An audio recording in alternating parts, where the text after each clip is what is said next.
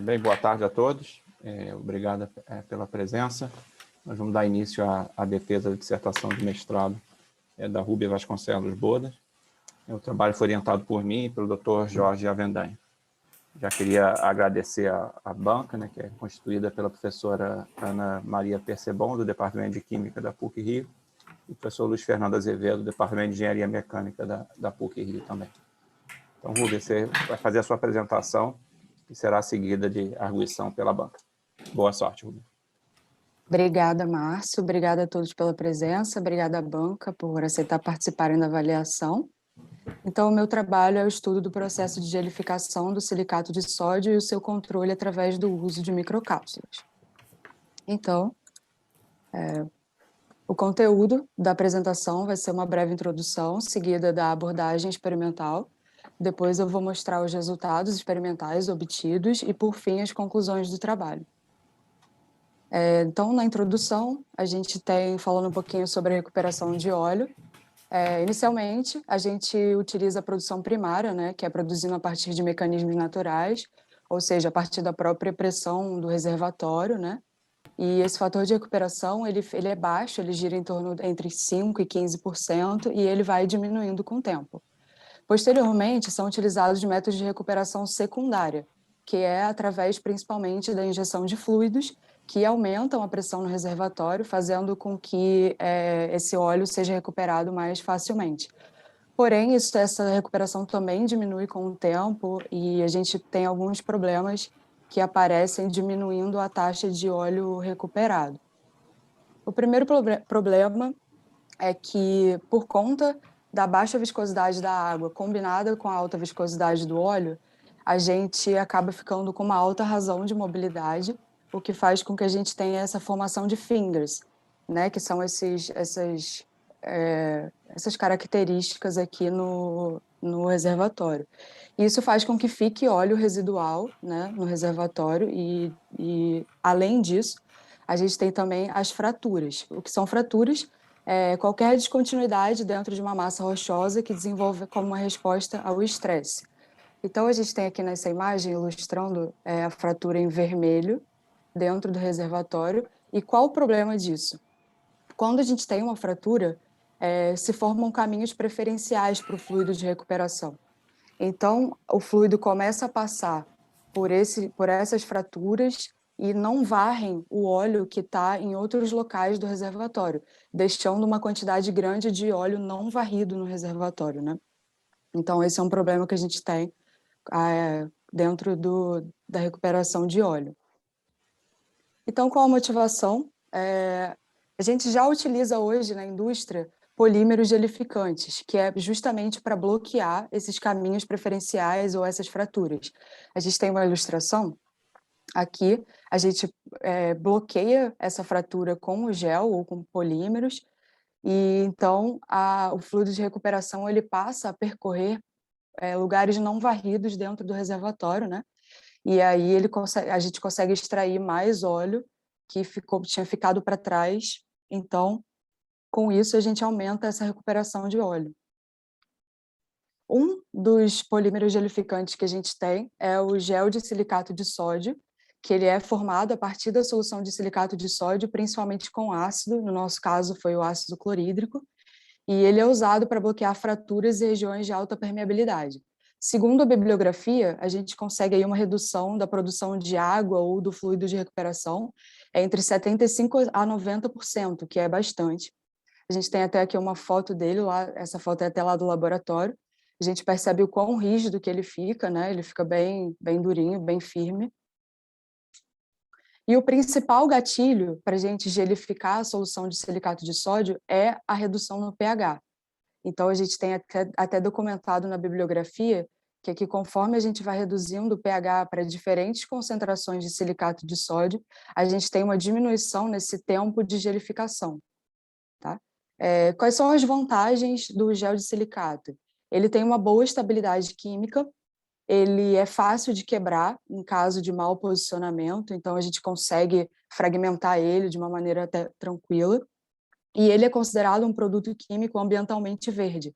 Tem alguns produtos que são utilizados hoje na indústria para bloquear esses caminhos preferenciais, que eles são considerados muito nocivos para o meio ambiente, já foram proibidos em diversos países, por exemplo, na Noruega. Então, uma vantagem principal do gel de silicato de sódio é justamente que ele tem essa classificação de ser ambientalmente verde, né? Então, qual a ideia, né? A cinética do processo de formação do gel de silicato, ele é difícil de controlar, porque ela depende de muitas variáveis, como o pH da amostra e a temperatura, e ela é muito sensível nesse caso. Então, essa incerteza do processo de gelificação pode levar à formação de uma fase de gel fora da posição desejada. E isso pode causar diversos problemas, porque se a gente posicionar o gel no lugar errado, isso pode causar uma perda de injetividade e até mesmo problemas mais graves, como kick e blowout, né? Então, é importante a gente desenvolver um sistema que permite um maior controle dessa reação de gelificação, porque como ela é muito sensível, a gente precisa ter esse controle bem mapeado, né? Para isso, a gente pode utilizar as microcápsulas. Então, elas são estruturas, né, que contêm uma fase interna, que aqui está em corante vermelho, e um invólucro, né, que é essa casquinha aqui de fora, que é feita de polímero PDMS, né? Então, essas cápsulas foram feitas lá no laboratório. Elas são coloridas com corante, né, para a gente conseguir até visualizar melhor no microscópio. E qual é a ideia do sistema? É que a gente tem uma liberação controlada do conteúdo através de um gradiente de pressão osmótica. Então, a gente tem aqui no início as microcápsulas com aproximadamente 500 micrômetros de diâmetro. Dentro delas tem um agente ativador, né, que é o que provoca a gelificação no silicato de sódio. No nosso caso, é o HCl, né, o ácido clorídrico. E aí, quando a gente coloca essas microcápsulas dentro de um meio com silicato de sódio, elas são mais concentradas que o meio, ou seja, elas estão em um meio hipotônico. Isso faz com que a gente tenha um gradiente de pressão, e aí começa a entrar solvente, ou seja, o líquido que está de fora, para dentro da cápsula, e aí elas vão inchando, inchando, inchando, até que esse invólucro ele se rompe. No que ele se rompe, as microcápsulas conseguem liberar todo o agente ativador, e aí ele entra em contato com o silicato de sódio e começa a reação de gelificação. Então, basicamente, esse é o controle que a gente quer ter. A gente quer controlar justamente quando é que esse invólucro se rompe para a gente controlar o início do processo de gelificação. Isso vai evitar problemas como uma má posição do gel no reservatório. Então, os objetivos do trabalho foram estudar a fundo o comportamento do gel de silicato de sódio, combinado com o ativador ácido clorídrico. Então, a gente estudou bem esse comportamento para entender quais são os principais gatilhos e como é que ele se comporta. E depois propor um processo que permita um maior controle do início da gelificação, que é justamente o uso dessas microcápsulas. Então, a composição do trabalho a partir daqui são os testes de viscosidade em função do tempo, né? A gente fez os testes oscilatórios, que foram a medição das curvas dos módulos viscoso e elástico, os testes de força de penetração e, por fim, os testes de gelificação com microcápsulas. Falando sobre a abordagem experimental, a gente utilizou a solução de silicato de sódio comercial da Sigma Aldrich, que é essa que está na foto, ácido clorídrico de concentração 2 molar, e nos testes preliminares, a gente utilizou cloreto de sódio com diversas concentrações e a água deionizada para padronizar essas concentrações em cada amostra, né? Os equipamentos utilizados para fazer, então, primeiro, para fazer os testes de viscosidade e os testes oscilatórios, foi esse reômetro da TA Instruments, e a geometria utilizada foi esse cone da foto, né, de diâmetro 40 milímetros, com um ângulo de 1 grau, 59 minutos e 31 segundos, que é esse daqui. Esse cone, essa plaquinha daqui, na verdade, essa aqui é a visão de baixo do cone, né? A gente coloca a amostra aqui no reômetro, nessa plaquinha daqui, e aí esse cone entra em contato com a amostra e vai cisalhando para a gente medir a viscosidade e as curvas de módulo viscoso e elástico, né? Então, essa daqui é a superfície que entra em contato com a amostra. Para fazer os testes de força de penetração, a gente utilizou o tensiômetro de anel e placa da Data Physics. E, falando brevemente, eu vou explicar depois melhor como é esse experimento, mas a gente tem a amostra e a gente penetra essa plaquinha dentro da amostra por uma profundidade de 2 milímetros, E as dimensões da superfície que entram em contato com a amostra, ou seja, essa superfície daqui, debaixo da plaquinha, são essas aqui, tá? Então, primeiro, a gente encontrou na bibliografia alguns trabalhos que faziam a gelificação do silicato de sódio. Em sua maior parte, eles utilizam ácido para gelificar, né, como agente ativador, mas a gente encontrou um artigo na bibliografia que utilizava um tipo de silicato que foi gelificado com cloreto de sódio. E como o cloreto de sódio ele seria bem mais fácil para encapsular, né, porque os ácidos são bastante corrosivos, então a gente tentou primeiro fazer essa gelificação com o cloreto de sódio. Mas a gente deixou por 24, 48 até 168 horas em diferentes temperaturas, né, e não houve a formação de gel. E aí, a gente estudando mais a fundo, descobriu que é só um tipo específico de silicato de sódio que consegue gelificar com o cloreto de sódio, né? E a gente passou a utilizar o HCl de concentração 2 molar. E, mesmo em temperatura ambiente, em poucas horas ou minutos, ele já demonstra o gel formado. Então, a partir daqui, a gente seguiu o trabalho fazendo toda a gelificação com o ácido clorídrico. No reômetro, a gente fez os testes de viscosidade no modo Flow Peak Hold, tomando pontos de 30 em 30 segundos a diferentes taxas de cisalhamento, 10, 15 e 20 segundo a menos 1. E nos testes oscilatórios, o modo Oscillation Time a um strain de 0,5% com uma frequência de 10 Hz. E no tensiômetro, nos testes de força de penetração, a gente utilizou o modo Contact Angle Surface Free Energy, que é do subgrupo Dynamic CA, com esses parâmetros aqui. Vou falar alguns mais importantes, que são a profundidade de imersão, que é o quanto aquela plaquinha entra na amostra, que foi 2 milímetros, a velocidade de avanço e de recuo, então a velocidade de avanço é a que ele penetra na amostra, de recuo é a que ele sai, que é de 0,1 milímetros por segundo, ambas as velocidades. A gente fez 80 ciclos, ou seja, 80 vezes que ele entra e sai da amostra, né? Com uma espera de 30 segundos entre os ciclos. E a fabricação das microcápsulas, elas são feitas lá no laboratório pela Célia e pelo Rafael, no método de dupla emulsão. Então, a gente tem aqui um capilar de injeção, que é esse capilar cônico, né, por onde entra a fase interna, que no nosso caso é o que a gente quer encapsular, então é o ácido clorídrico. A fase intermediária, que vem aqui por fora desse capilar quadrado, que é o invólucro, né, é a casquinha da microcápsula, é um PDMS, né, com uma taxa de 10:1 de polímero e crosslinker, né? E o capilar de coleta, por onde sai, onde a gente tem aqui também a fase externa, que é uma solução de PVA 10%. A gente tem aqui, esse vídeo é feito lá no laboratório, ele mostra as microcápsulas sendo fabricadas, aqui dentro tem corante também, né, para a gente conseguir observar bem. E aqui tem um vídeo que mostra essa fabricação lá no laboratório. Esse dispositivo, ele parece grande, mas ele é pequeno, ele tem mais ou menos uns 10 centímetros. E aqui as cápsulas estão com esse corante laranja, a gente consegue ver elas sendo fabricadas. O vídeo não está acelerado, nem em velocidade lenta, essa velocidade mesmo. E aí ele sai por esse capilar e cai aqui no nossa coleta, né? Que no nosso caso é uma sacarose altamente concentrada para que não haja esse gradiente de pressão osmótica, né? E para que as cápsulas não comecem a liberar o conteúdo antes do contato com o silicato de sódio.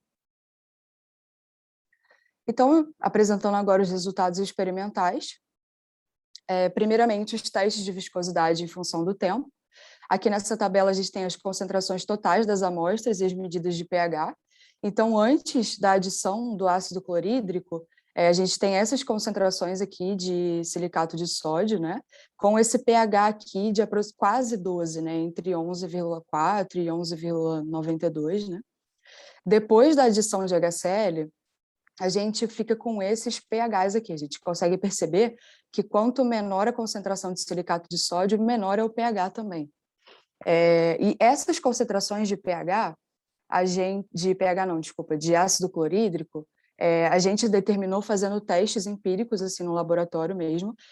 São concentrações que a gente não tinha nenhum tempo de gelificação muito dilatado, nenhum muito curto, que a gente não conseguisse observar o comportamento nos testes. Então, é aí que tivesse pelo menos uns 300 segundos para começar a gelificação. Tá? Então, essa é a justificativa dessa concentração de ácido clorídrico que a gente utilizou nos testes. Então, esse primeiro teste, há uma taxa de cisalhamento de 10 segundos a -1.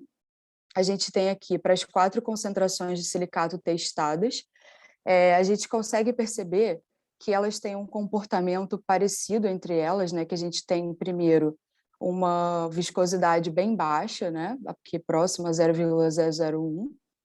E aí, com o tempo, a gente percebe um aumento brusco da viscosidade, né? E ela aumenta, essa viscosidade chega a aumentar mais de 100 vezes. Então, a gente percebe, nesse caso, que há uma aproximação ao comportamento de gel, né? Uma aproximação ao comportamento sólido. E a gente arbitrou que o tempo de gelificação, nesse caso, é o ponto de inflexão das curvas de viscosidade, né? Então, isso que a gente vai fazer depois, uma comparação dos tempos de gelificação, nesse caso, a gente arbitrou como esse ponto de inflexão. Uma coisa que a gente pode perceber nesse gráfico é que a gente não tem um padrão, né, de tempo de gelificação em função da concentração de silicato de sódio. Por exemplo, se a gente tivesse, conforme fosse maior a concentração de silicato de sódio, mais devagar ou mais rápido essa transformação em gel, a gente consegue perceber aqui que a gente não tem esse padrão em função da concentração de silicato de sódio. E esse é um resultado que a gente vai obter nos outros testes também, aqui já adiantando. A gente variou, então, a taxa de cisalhamento, né, para cada teste, para cada concentração de silicato de sódio, e a gente percebeu que, em geral, conforme a gente vai aumentando essa taxa de cisalhamento, as amostras elas têm uma viscosidade máxima que elas conseguem atingir menor, né, com exceção desse caso, da concentração de 6,7% em massa, né, de silicato de sódio, que ela chega até a aumentar a viscosidade máxima que ela atinge. A gente vai ver nos testes seguintes que essa mesma concentração, ela obtém esse comportamento um pouco mais inesperado, ela se mostra mais resistente do que as outras concentrações. Mas o que acontece nas outras é que, quando a gente tem uma taxa de cisalhamento maior, esse gel ele quebra. E isso pode até ser bom na aplicação em campo, né? Porque se a gente, por acaso, posicionar o gel numa posição errada e quiser quebrá-lo, a gente consegue fazer isso aplicando uma taxa de cisalhamento maior. Então, as conclusões desse teste, né, com a variação de taxa de cisalhamento, é que em todos os casos há aumento da viscosidade em pelo menos 100 vezes, né? Não foi possível encontrar uma relação entre a taxa de cisalhamento e o tempo de gelificação também. E, em geral, quanto maior esse gama ponto, mais rápido o gel quebra, né? E em gama ponto igual a 20 segundos a -1, a amostra apresenta um comportamento inesperado. Então, por isso, a gente decidiu realizar os estudos subsequentes todos a um gama ponto de 10 segundos a -1. Até para a gente poder não ter essa quebra tão rápida do gel e poder ter um estudo mais aprofundado do comportamento. O teste seguinte são esses mesmos testes de viscosidade em função do tempo, mas com a variação da quantidade de ativador, ou seja, com a variação da quantidade de HCl. E a gente queria avaliar o tempo de gelificação, né, em função do pH da amostra. Então, aqui nessa tabela, a gente tem as concentrações de HCl utilizadas para cada amostra, e esses foram os resultados que a gente obteve.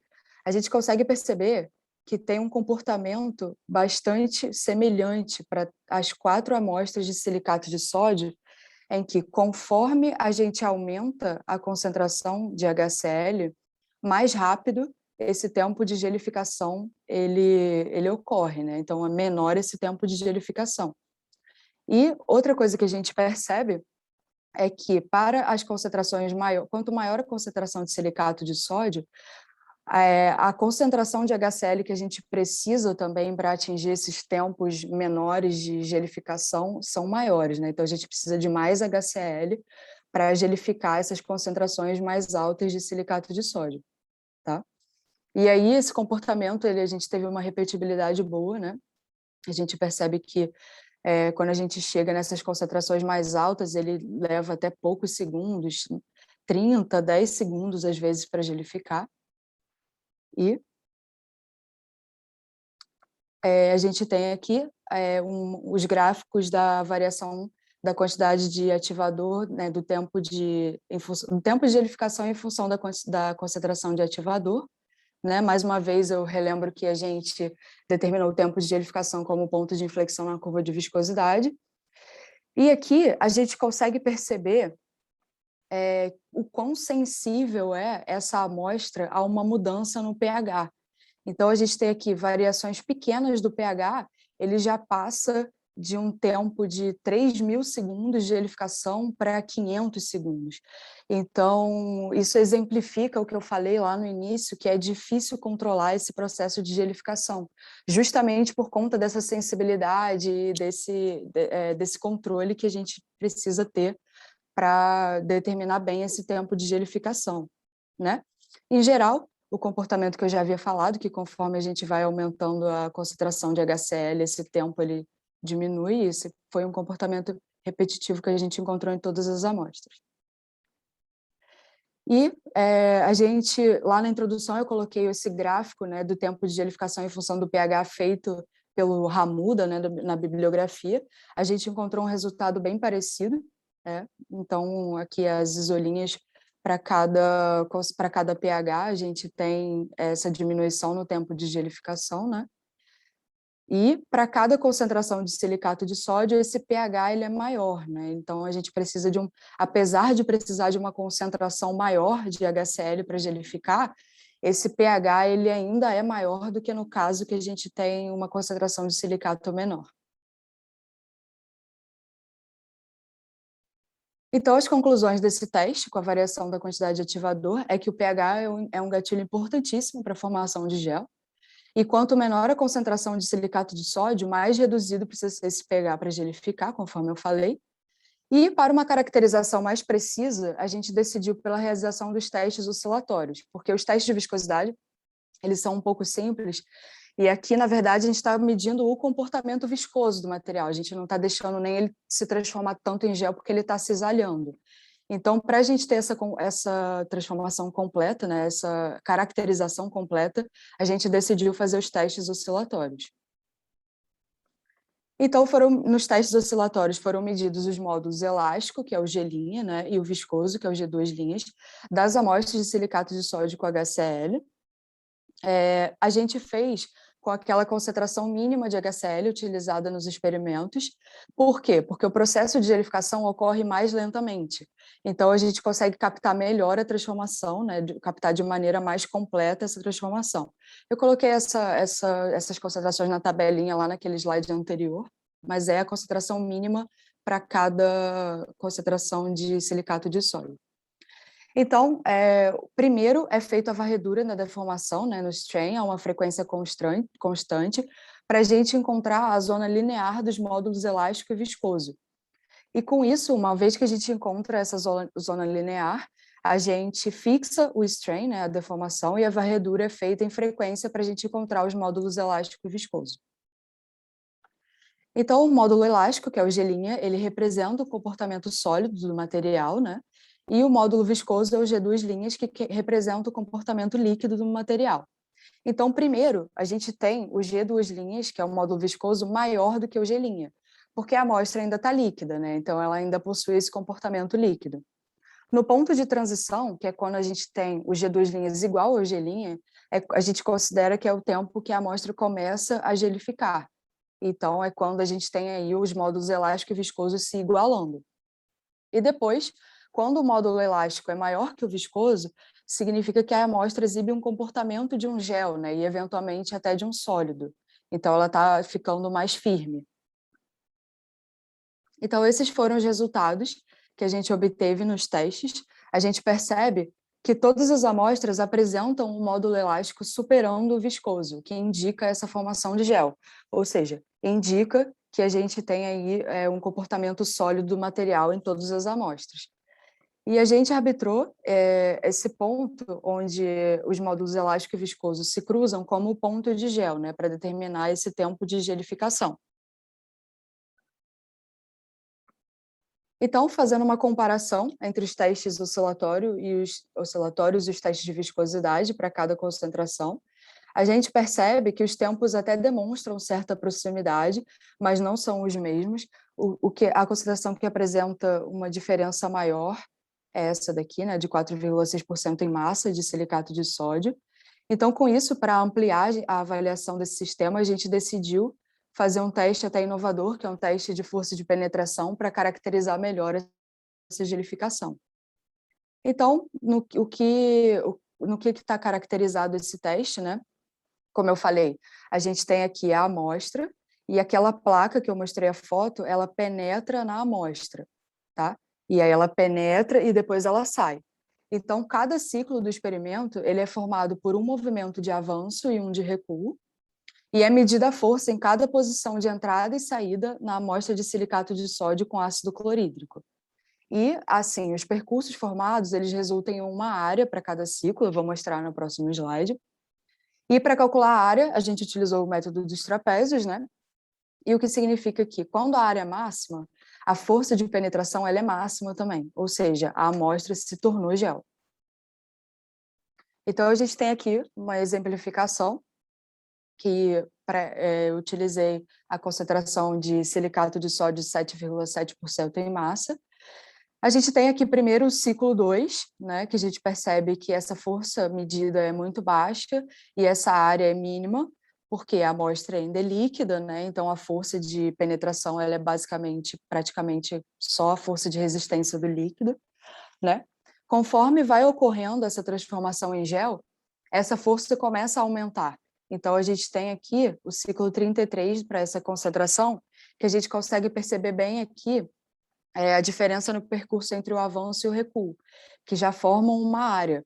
Então, nesse caso, a placa penetra na amostra, e aí, como o gel está formando, ele consegue meio que se reestruturar. Então, quando ela vai sair da amostra, a gente também tem essa captação de força, né? Isso significa que o gel se reestruturou em volta da plaquinha, né?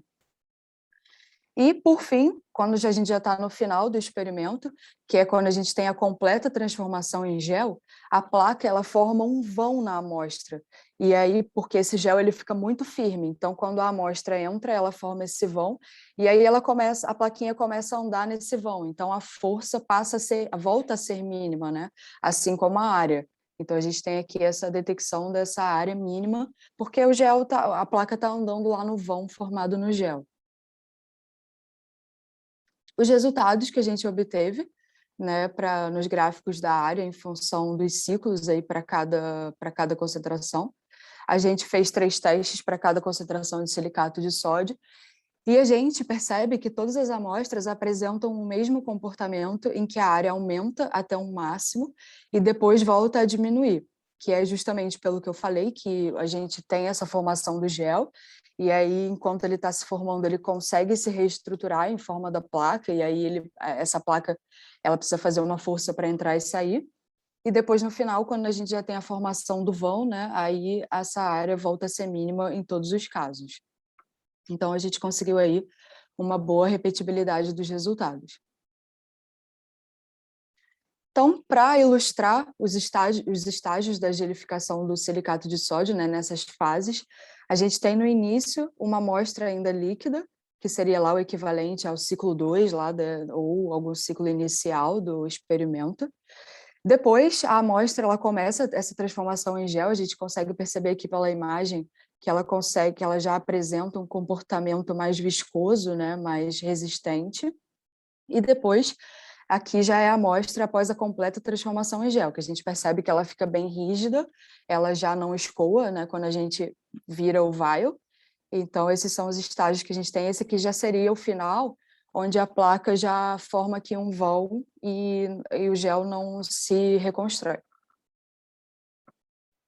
Então, os resultados que a gente tem, né, cada ciclo ele possui 100 segundos, então a gente consegue medir aí o tempo médio quando se atinge a maior área. Nesse caso, a gente arbitrou o tempo de gelificação como a demanda de maior força para penetrar na amostra, ou seja, o ciclo de maior área.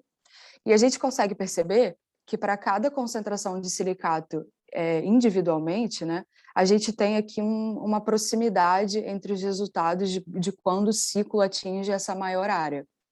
Mas, mais uma vez, a gente percebe aqui que não há esse padrão no tempo de gelificação em função da concentração de silicato de sódio, né?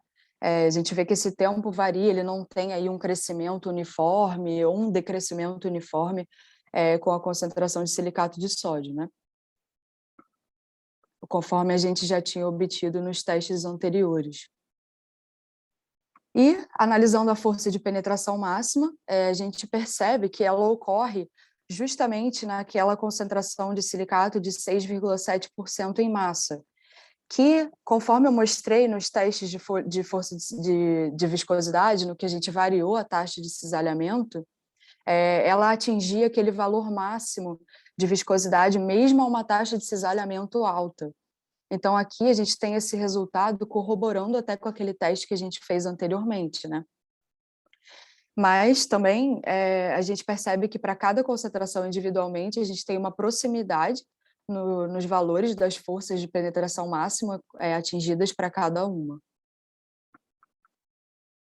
Então, as conclusões desse teste de força de penetração é que provavelmente a condição ótima é a formação a partir da concentração de 6,7% em massa de silicato de sódio, né, porque ela é mais forte, ela é mais resistente.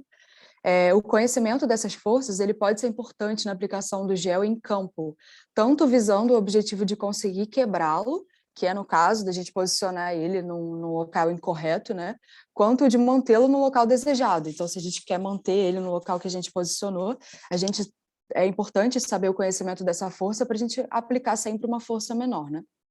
E, para cada concentração de silicato de sódio individualmente, há uma repetibilidade dos resultados, tanto no tempo de gelificação quanto no de força de penetração.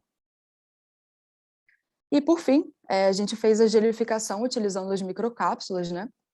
Só que, como há uma limitação na fabricação dessas microcápsulas, porque é difícil conseguir encapsular o cloreto de sódio, né? Afinal, ele é um ácido, o ácido clorídrico, né? Afinal, ele é um ácido, e manter essa estrutura. Então, a gente escolheu a amostra para fazer os testes, a que tinha menor concentração de silicato de sódio, porque, conforme eu mostrei, ela demanda uma quantidade de HCl menor. Então, a gente não precisa fabricar tantas microcápsulas para fazer os testes, né? Então, as microcápsulas possuem inicialmente um diâmetro médio de 550 micrômetros e elas ficam suspensas em sacarose concentrada para tornar mínimo esse gradiente de pressão osmótica, que é justamente para evitar a liberação do agente ativador, né, antes do contato com o silicato de sódio. E essas microcápsulas foram fabricadas na proporção de 10:1 de PDMS e agente reticulante. Então, primeiro, as microcápsulas, elas são coletadas em diversos vials, né? Então, a gente precisa concentrar todas elas em um único vial, para a gente poder colocar o silicato de sódio aí dentro.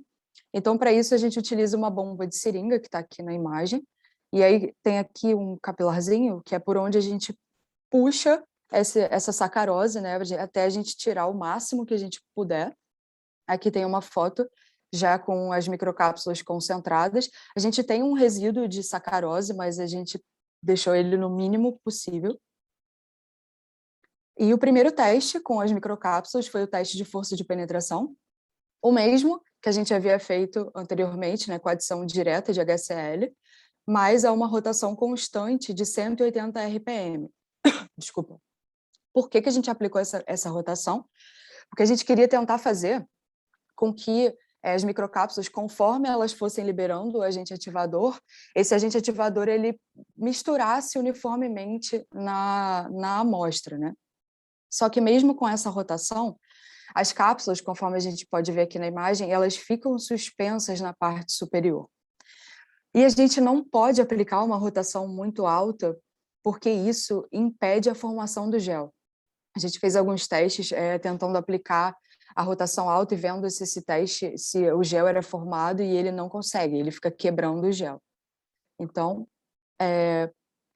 O que aconteceu foi que a gente detectou um aumento da força de penetração, como a gente consegue ver aqui no gráfico, indicando, né, que as microcápsulas começaram a liberar o conteúdo, ou seja, começou a haver uma gelificação. Em comparação com o teste de viscosidade, eu coloquei aqui uma setinha vermelha, naquele teste que a gente adicionou diretamente o HCl à amostra, a gente conseguiu esse tempo aqui de gelificação para essa mesma concentração. Então, a gente percebe aqui que o tempo de gelificação ele foi retardado, né? A gente conseguiu alongar esse tempo para começar o processo de gelificação. Porém, a gelificação ocorreu apenas na parte superior da amostra. Como a gente vê aqui na imagem, a gente tem aqui o gel e aqui embaixo a gente tem o líquido. Então, a gente considerou que esse teste não teve o resultado exatamente que a gente esperava, não foi um teste que deu certo, assim, mas por conta desse aumento da força, a gente percebeu que a gente estava no caminho, né, que a gente tinha um indicativo aí de que estava começando a ocorrer a gelificação. Então, para isso, a gente decidiu fazer os testes de viscosidade em função do tempo no reômetro, né? E aí, com as microcápsulas já concentradas naquele vial, conforme eu mostrei, a gente adiciona o silicato de sódio e a amostra, ela fica sob a agitação magnética de 360 RPM o tempo inteiro, e essa agitação é pausada por 5 minutos antes de cada teste. O objetivo dessa pausa era a gente tentar conseguir fazer com que a amostra virasse gel, né? Porque ela só vira se tiver estática. E aí a gente repetiu esse teste em intervalos de tempo determinados. Porém, o que aconteceu é que, por conta dessa pausa que a gente dava antes de cada teste, as microcápsulas elas aglomeraram, né, e formaram o gel apenas em torno desse cluster, né, apenas em torno desse aglomerado, conforme a gente consegue ver aqui na foto, que a gente ainda tem um residual de silicato de sódio e tem aqui o gel em forma das microcápsulas. Mas a gente conseguiu detectar um aumento da viscosidade que passou a aumentar entre 50 e 60 horas de experimento, ou seja, bastante dilatado em relação ao tempo quando a gente colocava a adição direta de HCl. Né? Aqui na setinha a gente tem esse tempo. E o valor dessa viscosidade máximo que a gente atingiu, ele é da mesma ordem dos testes em que há adição direta de HCl, que é um bom indicativo para a gente, né? E esse tempo de gelificação foi retardado em comparação com todos os testes realizados com a adição direta de HCl. Isso é ótimo, né? Porque esse era o nosso objetivo, justamente retardar esse tempo, né? E com isso, com o objetivo da gente evitar a formação do cluster, a gente fez um último teste com as microcápsulas, no qual essa amostra foi deixada em agitação magnética constante de 360 RPM durante 10 dias. Então, ela ficou lá o tempo todo agitando sem parar. E depois a amostra foi deixada estática por 5 dias. E com isso, toda a amostra se transformou em gel. Ou seja, a gente conseguiu comprovar que as microcápsulas liberaram o conteúdo e conseguiram transformar todo o silicato de sódio em gel, conforme a gente vê aqui na imagem. E esse era o nosso resultado que a gente esperava nesses testes preliminares com as microcápsulas. Então, as principais conclusões do trabalho é que foi comprovada a transformação em gel em todos os testes. O pH é um importante gatilho para a transformação em gel. Uma taxa de cisalhamento mais alta provoca essa quebra do gel, né, que é um fator importante para a aplicação em campo, né, conforme eu falei, caso a gente precise reposicionar o gel ou até mantê-lo no lugar, a gente precisa ter esse conhecimento. O gel de 6,7% em massa de silicato de sódio, ele se mostrou ser o mais resistente em todos os testes. E não foi possível encontrar um padrão no tempo de gelificação em função da concentração de silicato de sódio. Isso em nenhum teste. A gente conseguiu perceber que esse padrão em função da concentração não foi obtido. E é possível utilizar as microcápsulas para retardar o processo de gelificação. No entanto, ainda é necessário fazer mais testes para aprimorar esses experimentos. E deixo como sugestões e próximos passos, né? A gente precisa aprimorar esse controle do tempo de ruptura em função das características das microcápsulas, que é justamente testar essas microcápsulas com um invólucro mais fino, né, que aí a gente pode facilitar essa quebra do invólucro e perceber bem essa gelificação mais rápida. Outra alternativa é a gente testar a gelificação utilizando microcápsulas excêntricas, ou seja, que a gente percebe que esse invólucro ele fica irregular, né? E isso força a formação de um ponto fraco no invólucro, como a gente pode ver aqui, forma esses pontos fracos, o que facilita o rompimento da microcápsula quando ela incha, né? E, por fim, utilizar uma proporção diferente de agente PDMS e agente reticulante, de polímero PDMS e agente reticulante, desculpa. Esses testes já estão até sendo feitos no laboratório, porque se a gente utilizar, por exemplo, fizer uma microcápsula mais rígida, pode ser que ela quebre mais fácil, ou se a gente utiliza menos, ela pode ser que fique mais elástica ou que ela se rompa com mais facilidade. Então, a gente precisa fazer esses testes aí no laboratório para detectar essa mudança no comportamento. Com isso, a gente vai poder avaliar mais profundamente a aplicabilidade das microcápsulas no controle dessa gelificação e determinar o tipo de microcápsula mais adequado para a utilização em campo, né, para essa aplicação.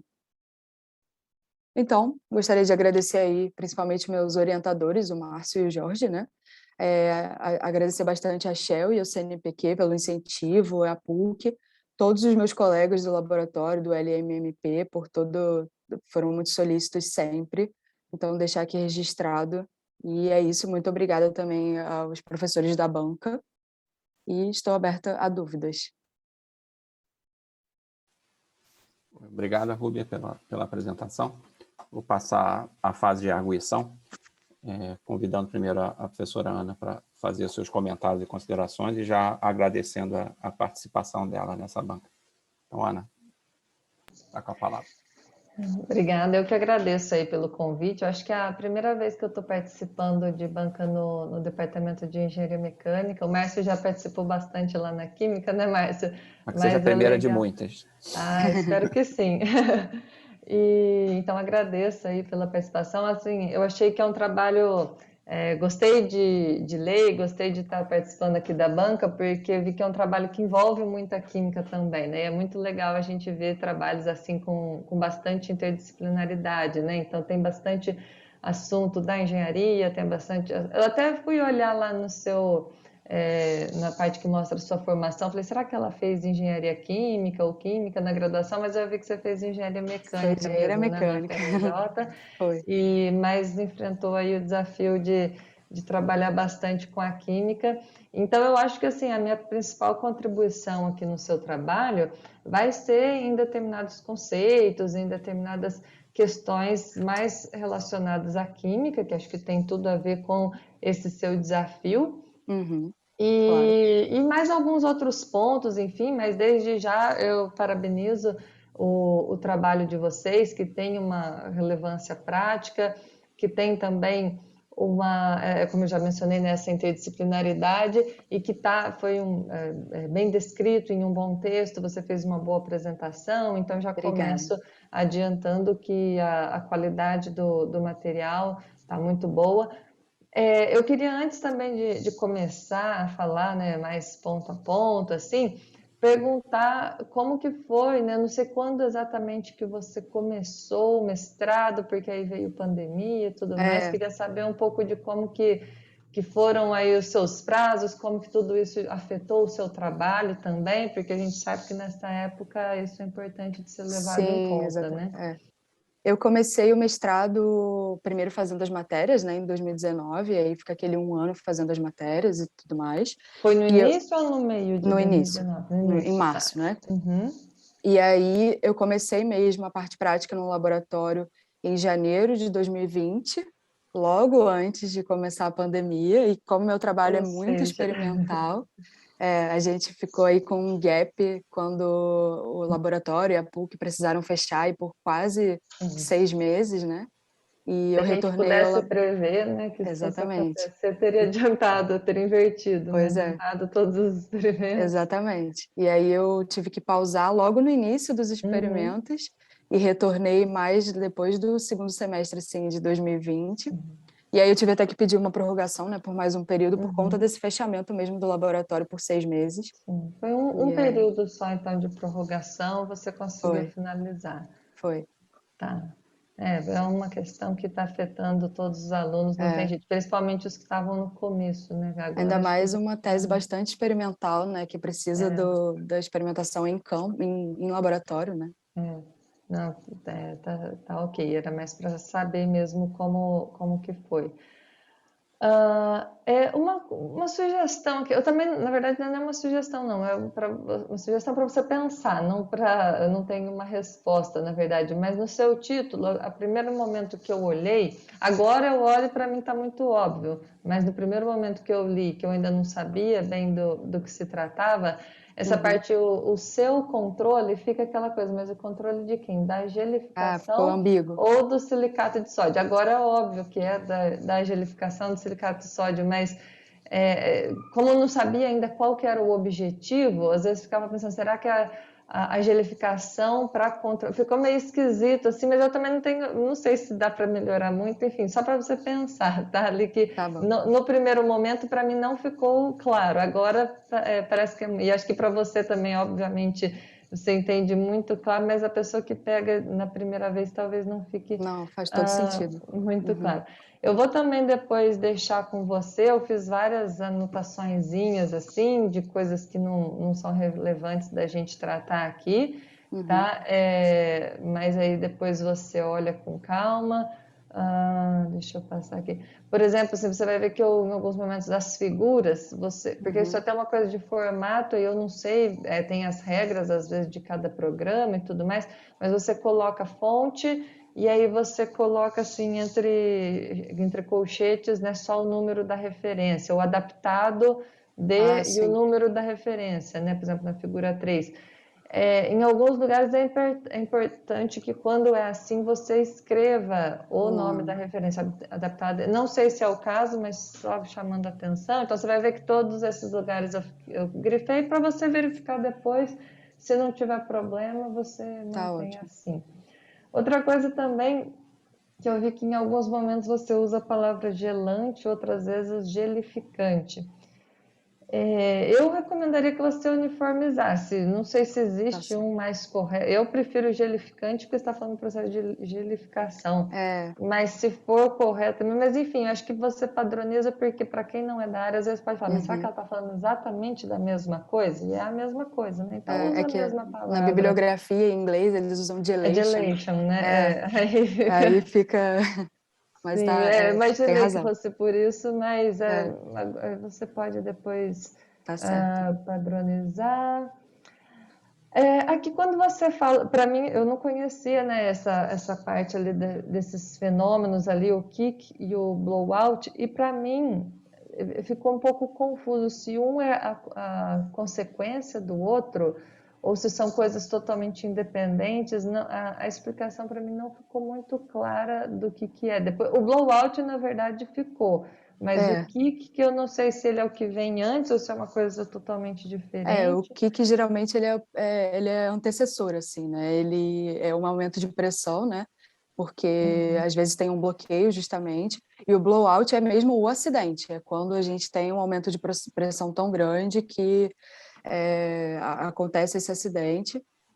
Mas o kick, Uhum. ele é controlável, tem os detectores e a gente consegue até evitar quando tem uma detecção de um aumento de pressão no reservatório. E esse é um problema que até a má posição do gel ele pode causar, porque se a Uhum. gente coloca ele em algum local que ele bloqueie a entrada, ele pode causar esse aumento de pressão e, enfim, pode causar esse problema. Então, o kick, ele é geralmente o antecessor, né, do blowout. Tá. É.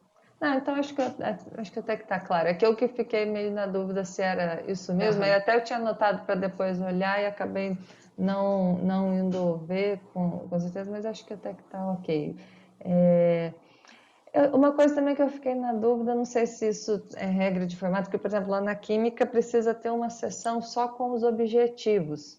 Aí eu Hum. vi que aqui você não tinha, né, uma parte assim, Eu mas aí o separado não, objetivo coloquei só no estava final. dentro da motivação Uhum. ali, né, ali na página 17. Eu não sei, eu acho que você também, não sei, às vezes nem pode colocar como uma seção separada, às vezes tem um formato, enfim, não sei se é o caso, Mas eu acho que talvez, se você tivesse, até para você mesma, um pouco mais claro o que que é esse objetivo, você iria conseguir. Aqui não está o problema, na verdade, eu acho que é lá na hora da sua conclusão. Porque na conclusão, geralmente, a gente faz uma correlação com os objetivos. Eu alcancei ou não alcancei esse objetivo e como, né? Que isso foi alcançado. E aí não parece que não está tão bem correlacionado. Eu acho que a sua conclusão ficou lá faltando alguma coisa nela no final por causa disso. Porque se você vê aqui, né, você descreve que o objetivo do trabalho é propor um processo que permita um maior controle do início da gelificação de um sistema de silicato de sódio através do uso de microcápsulas. Você teria que começar a sua conclusão falando disso. E depois eu vou chegar lá e aí, na conclusão aí a gente volta a falar disso. Mas fica com isso em mente. Qual que é o seu objetivo aqui e como que lá no final não fica tão claro assim se você alcançou ou não o seu objetivo principal. Entendi. Né? Aliás, também eu fiquei até pensando se você não teria até não poderia colocar como um objetivo específico, que eu não sei se estava planejado no início, mas que eu achei super interessante aquela parte dos ensaios que vocês usaram o tensiômetro para fazer o ensaio lá de penetração. Talvez propor isso, eu não sei, eu ia perguntar depois se isso é uma novidade, se vocês se inspiraram em algum trabalho anterior, porque se for uma coisa de bastante novidade, talvez você poderia até colocar como uma proposta de mostrar um método alternativo para garantir que você realmente está verificando o ponto exato ou o instante exato dessa Da gelificação, gelificação. porque ficou interessante aquilo lá, Sim, mas sim. enfim. Uma coisa que eu ia pedir para você, na sua revisão bibliográfica, se você tiver o tempo, você escrever, não precisa ser muito mais coisas não, mas talvez uma frase ou um parágrafo acrescentar aqui, porque você fala, né, que os silicatos são classificados como produtos químicos verdes e são mais ecológicos do que a maioria e tal. Essa questão de ser da química verde é uma coisa que traz bastante confusão, principalmente para quem é leigo, mas no fundo a gente vê até muita gente da área às vezes com muita confusão, mas é muito comum a gente ver as pessoas pensando assim, precisa ser biodegradável, precisa ser aquilo. Então, existem lá os princípios da química verde, talvez você correlacionar aqui, porque, por exemplo, os silicatos, eles são biodegradáveis? Entendi. Eles não são, né? Mas isso é ruim? Não, mas a gente vê por aí quantas pessoas que acham que para ser verde precisa ser uma coisa que se decompõe rápido. E não necessariamente, porque se ele se decompõe rápido, mas formando uma substância tóxica é muito pior, né? O que é mais. O que é pior para o meio ambiente? O plástico ser jogado no mar ou um vidro, por exemplo? Sim. E aí a gente vê, tem um monte de gente hoje em dia com medo das coisas que são, por exemplo, de silicones. Então, toda essa família, os silicatos, o vidro, né, que também, né, e os silicones, todo mundo lá do silício, tem um monte de produtos aí que estão sendo até abolidos, assim, evitados na indústria. E às vezes não é mais pelo medo que é gerado na população. Então, você talvez deve aproveitar para discorrer um pouquinho a respeito, ou do porquê que eles são mais ecológicos, né, mais verdes ali, pode ser interessante, tá? Então, Ótimo. porque no fundo, se você parar para pensar, a poliacrilamida ela se degrada até mais facilmente, né, do que ele, só que ela não é mais amigável ambientalmente. Seria a mesma correlação lá de um plástico com o vidro, por exemplo. O vidro fica infinitamente aí no meio ambiente, mas que mal ele vai causar, né, comparado a outros materiais. E não também que os plásticos necessariamente façam mal, né, mas quando são mal utilizados. Enfim, então tem tantas nuances ali que eu acho que vale a pena você comentar um pouquinho do porquê eles em específico são mais verdes, né? Com certeza. Tá? Ótimo.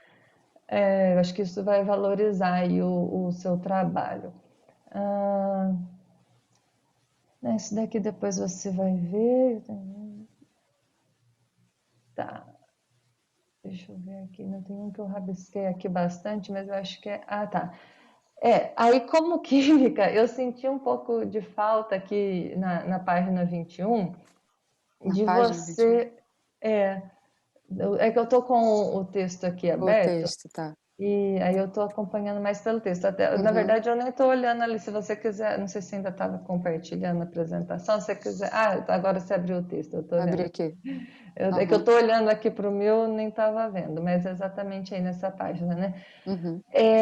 Eu sei que quando a gente está falando dos silicatos, né, esses compostos inorgânicos reticulados, não é tão fácil de você representar a equação química deles. Aí depois, na página 22, você fez um pedaço aqui de uma proposta de um mecanismo, mas talvez você pudesse fazer uma, sei lá, uma pseudo-equação química aqui, ou um esquema, só para quem nunca viu, né, quem nunca trabalhou com isso, ter uma ideia do que é que está sendo formado, porque você já começa falando ali do pH e da razão molar, né, do óxido de silício, óxido de sódio, mas a pessoa fica, mas como é que isso fica? E se você colocar algum esquema assim, vai ficar muito mais fácil para a pessoa perceber, por exemplo, a dependência com o pH. Na verdade, até todas essas dependências que você coloca ali embaixo, nesses itens A, B, C, D, E, né? O pH, razão molar. Aliás, aqui nessa parte de razão molar, também você coloca assim, um aumento na razão de sílica. De sílica para quem? Porque uma razão molar é sempre uma Relacionado substância. a... Porque aí, quando você não coloca nada, eu fico até pensando que é no todo. Mas aí, se fosse no todo, ia ser a mesma coisa que o item C, que é a taxa de diluição. Entendi. Né? Então, eu não sei se aqui me parece ser aquela razão molar que você colocou lá em cima, né, em relação a de sódio, mas Sim. não necessariamente. Você tem outras coisas ali, então você precisa só deixar claro. Tá. Também você fala dos sais, né? Os sais seriam qualquer um ou só sais que tenham sódio? Eu mesma não sei. Eu fiquei com essa dúvida. Aqui está o resultado da sua busca. Não está em busca nenhuma, a Siri está maluca aqui. Não sei o que ela entendeu que eu falei. Enfim, aí você tem aqui esses parâmetros, eu acho que tudo isso fica mais interessante com relação. Aí, por último, você tem a da temperatura, e como você vai falar de cinética, talvez você pudesse até mencionar alguma coisa de arrênios ali, né, que isso já seria expirado, mas aí não sei também se eu estou entrando muito na fisicoquímica, mas eu acho que ficaria legal. Tá Uma ótimo. outra coisa ali que você falou ali em cima, no item C da ligação das partículas, você fala tornando um gel mais espesso. Dá para você colocar num parâmetro de reologia, né? Que a gente fala espesso no dia a dia, mas Entendi. Tá. eu não sei se você quis dizer um gel mais viscoso, um gel mais Mais volátil, mais resistente. espesso, não, né? Que espesso seria mais, sei lá, se você Tô estivesse vendo fazendo um aqui. filme, aí você fala mais espesso, não é Tá bom. aqui o caso, né? O que eu coloquei aqui? Acho que era mais ou menos isso. Aí, aqui de curiosidade, esse tempo de gelificação dessa equação 2, ele é um tempo total ou ele é um tempo de meia-vida? Você sabe dizer? Porque eu acho que isso pode ser interessante para depois você correlacionar lá com os seus resultados. E eu acho que me parece ser um tempo de meia-vida, porque tem até ali aqueles parâmetros da energia de ativação em RT, talvez tenha tirado alguma coisa ali de Arrhenius, mas eu não sei, dá uma olhada, porque isso faz toda a diferença, né? Eu vou dar até. Eu acho que é o tempo total. Você acha que é o tempo Eu total? acho que sim, pela bibliografia, mas eu vou até conferir pelo que você está levantando. Mas eu acho que é o tempo que ele considera como total mesmo, Como quando ele total. forma o gel mesmo. Tá bom. Tá. E aqui essas outras coisas depois você vai ver, não é nada que precisa entrar aqui em detalhe. A outra curiosidade que eu fiquei. Bom, mas acho que aí depois dá para inferir ali, mas a porcentagem de água geralmente está sempre sendo maior do que 90% aqui, né? É porque porque vou até colocar aqui na tabelinha. A solução de silicato de sódio da Sigma Aldrich, ela já tem água. Ela, na verdade, tem 37,1% de silicato de sódio e o restante é tudo de água, né? Uhum, Então, por isso que a maior parte é água mesmo. Então, uhum. essa concentração em massa de água ela é alta. Tá. Mas você acha que no. Ah, tá aqui na tabelinha, né? Tá sempre acima de 90%. Tá, legal. Antes Não, da que aí dá adição do para você ácido, chamar. sim. Aham. Aí com ácido vai ficar mais ainda, na verdade, né? Porque é mais É, água do que ácido é também. verdade. Se a gente considerasse pegar só o ácido e só a água, vai ficar maior ainda. É um hidrogel mesmo. Legal. Outra coisa que aí eu coloquei, você vai ver que eu grifei em vários lugares assim, Uhum. como você está fazendo a dissertação em português, evita usar o WT para falar de porcentagem Porcentagem em máxima. massa. Você pode usar, eu não gosto de ficar repetindo toda hora aquele MM lá, ou em algum Uhum. momento no início você falar que em todos os momentos você está se referindo à fração Tá. mássica, e aí você tira esse WT que a gente Ah, em tá, beleza. português não fica correto. E a outra coisa, sempre que você tiver qualquer coisa assim com unidade, você tem que separar o número da unidade. Tem vários lugares que você vai ver, tanto esse weight percent, mas tem para temperatura, para gramas, para um monte de coisa. Aí você vai ver que eu fui fazendo uns risquinhos aqui só para você saber. Tá ótimo. Na parte dos materiais, eu acho que faltou você colocar bastante coisa aqui na descrição dos seus experimentos. Você colocou foto, colocou até a foto da solução de silicato de sódio, acho que não seria necessário, mas também não tem nenhum problema você ter colocado. Mas acho que você não colocou aqui o PDMS, o PVA, o NaCl, o azul de metileno, você usou muitos outros reagentes que não foram mencionados aqui, né? É que, na verdade, essa fabricação das microcápsulas, eu acho que é válido, super válido eu colocar esses materiais na tese também, mas é que esse projeto, ele tem várias fases, né? E quem Uhum, está por trás dessa fabricação das microcápsulas é a Célio Rafael, lá no laboratório. Por uhum. isso até que eu não me aprofundei tanto nessa fabricação e nos materiais, mas eu acho que é válido, sim, essa sua observação, eu adicionar o material das microcápsulas, né? Uhum. Porque alguém que pegar depois o seu texto e quiser reproduzir, por Uhum. exemplo, né, tá certo que depois provavelmente a pessoa, né, quando o artigo já estiver publicado e tudo mais, vai poder pegar lá, mas eu acho que seria importante estar completo ali. Aí Uhum. também, por exemplo, ali do pH-metro, você só colocou a marca, mas poderia colocar o modelo, o tipo de eletrodo, Tá. alguns detalhezinhos eu anotei aqui, tá? Que mais? Isso não é nada demais. Aqui, só para você entender depois o que eu escrevi aqui, mas você vai ver sobre a tabela 2. Você Uhum. praticamente já colocou tudo no texto. Uhum. E eles são parâmetros fixos. Eu não sei nem se ela é necessária, talvez, porque tem alguns que você até coloca até o valor ali. Eu acho que você conseguiria colocar tudo São os no. parâmetros do teste de força de penetração? É, Tá. exatamente.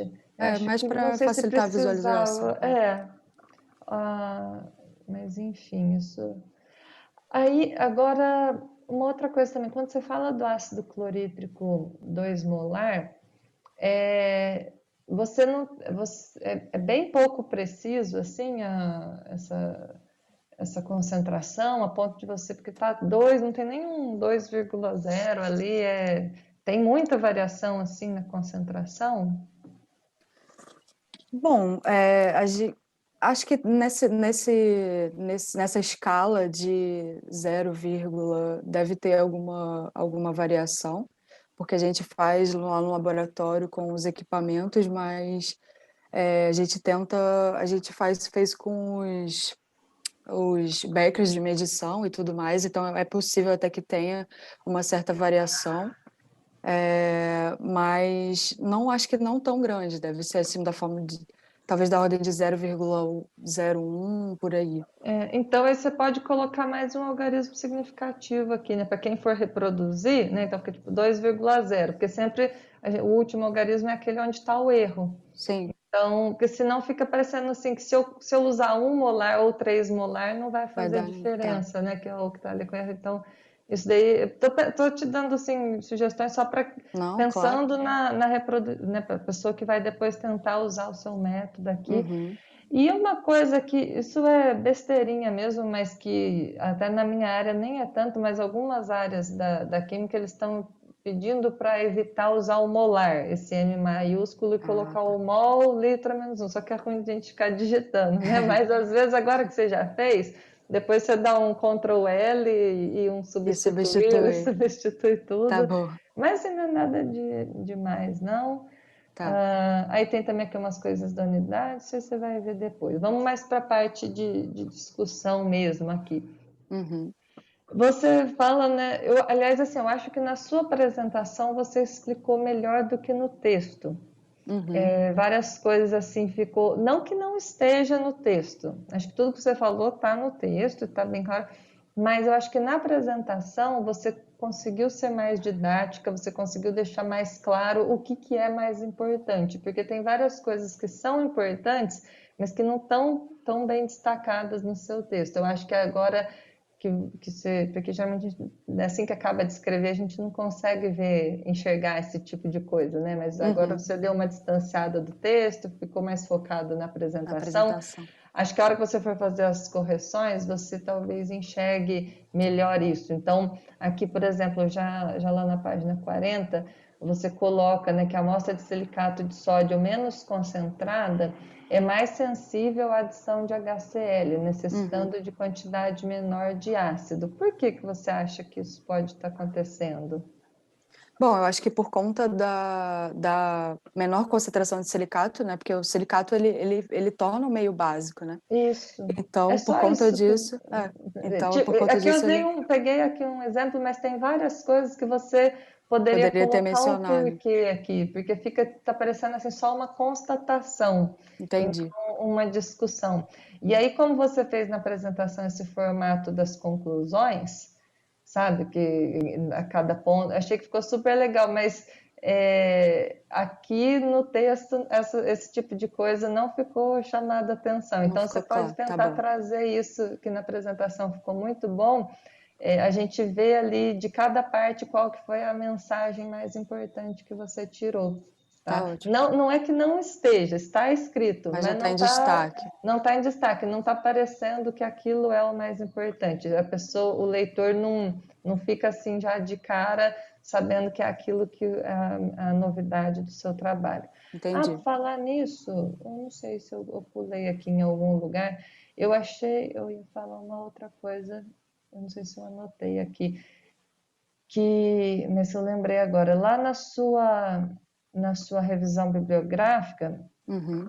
eu achei que faltou um pouco também você deixar mais claro o estado da arte dessa parte de microcápsulas com silicato. Você fez bem as duas coisas separadas. Mas eu não sei se é Uhum. porque não existe, se não existe, você deixa Não, claro. tá. Não Eu vou existe, deixar né? claro. Não. Então, é importante, por quê? Porque aí a gente vê qual que é a novidade do seu trabalho. Porque eu Certo. fiquei na dúvida, será que não existe ninguém tão legal, é super novo? Ou será que já existe e ela está só mudando mais um Uhum. parâmetro, sabe? É, Então, não ficou... Então, acho talvez super ali na válido. finalização, você colocar ali Uhum. que a ideia é justamente usar essas duas coisas como algo novo que não foi feito na literatura, né? Pelo menos até o momento que vocês Uhum. conheçam. E, nossa, desculpa, está passando um barulho aqui. Mas eu acho que isso enriquece muito, porque senão a Claro, gente fica claro. sem saber o É. que é Tem a muitos real trabalhos novidade. sobre a gelificação do silicato e tem trabalhos sobre o uso das microcápsulas para outros controles de liberação de conteúdo, mas os dois juntos, não. Mas eu acho que Os eu vou dois colocar. separados ficou bem claro, mas aí eu fiquei na dúvida. Será que alguém já tentou Uhum. fazer Não, isso junto? totalmente, Será faz que todo eles são sentido. os primeiros, né? Uhum. Então, isso deixa claro ali no seu texto. Ah, aqui são coisas. Você vai ver que eu fiz esse tipo de pergunta, como essa que eu fiz ali, em vários pontos assim. E aí, basicamente, eu nem tenho muito o que ficar te questionando, porque você já falou na apresentação. Mas é mais para você enfatizar isso Incluir. aqui no texto. Então, não vou Tá ficar ótimo. perdendo tempo, porque você já respondeu, entre aspas, durante a apresentação. É, Uma coisa que, por exemplo, também, quando você está, antes de entrar na parte dos testes oscilatórios, lá na página 46, você fala assim, estes testes de viscosidade em função do tempo são simples. Portanto, tipo assim, você justifica que vai fazer o teste oscilatório só porque ele é simples. Mas ser simples, para mim, não é uma coisa ruim, para mim é uma grande vantagem.